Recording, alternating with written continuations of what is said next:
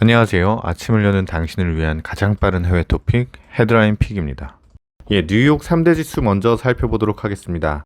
나스닥은 1.24% 상승한 13,138.73포인트로 마감했고, 다우존스는 1.39% 상승한 33,072.88포인트로 마감했으며, S&P 500은 1.66% 상승한 3,974.54포인트로 마감했습니다.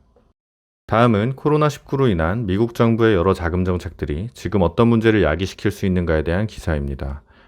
우리나라의 상황과 별반 다르지 않은 듯하여 리뷰해 보도록 하겠습니다. 미국 NBC 뉴스 기사입니다. 코로나19에 대한 연방정부의 대응으로 수백만 명의 미국인이 모기지, 임대료, 학자금 대출 및 공급요금에 대한 지불을 연기해 왔습니다. 그러나 더 많은 사람들이 예방접종을 받고 국가가 곧 정상생활로 돌아가게 될 것입니다.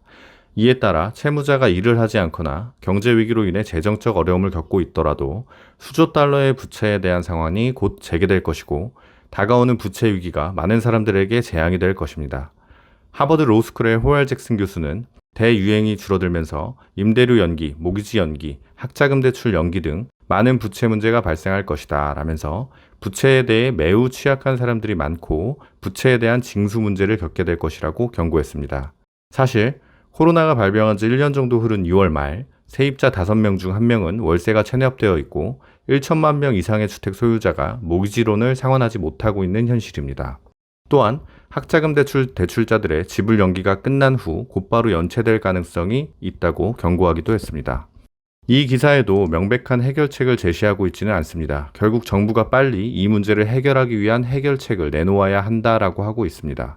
우리나라 상황도 크게 다르지 않고 전 세계적으로 코로나로 인한 부채 문제가 심각한 단계에 이르렀다는 진단이 나오고 있는 것 같습니다. 다음은 미얀마 소식입니다. CNN의 기사를 살펴보도록 하겠습니다. UN 특별보고관은 미얀마 군사정권에 의한 유혈 사태를 막기 위해 국제사회가 더 많은 일을 해야 한다고 촉구하고 있습니다. UN 미얀마 인권특별보고관 톰 앤드류스는 말로는 사람들의 생명을 보호하기에 충분하지 않기 때문에 강력한 행동을 할 때라고 말했습니다.